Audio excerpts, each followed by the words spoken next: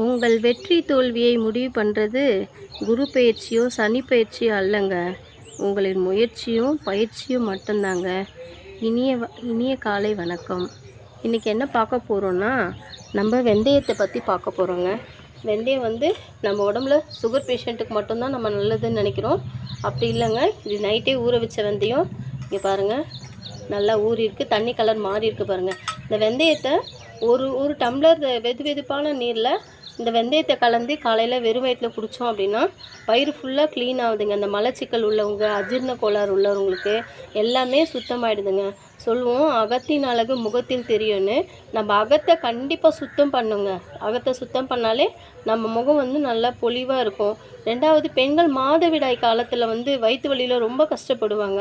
அவங்களுக்கு எந்த டேப்லெட்டும் தேவையில்லைங்க. காலையில் எழுந்து இந்த வெந்தயத்தை மட்டும் சாப்பிட்டாலுமே போதும், நல்ல ஒரு ரிலீஃப் கிடைக்கும்.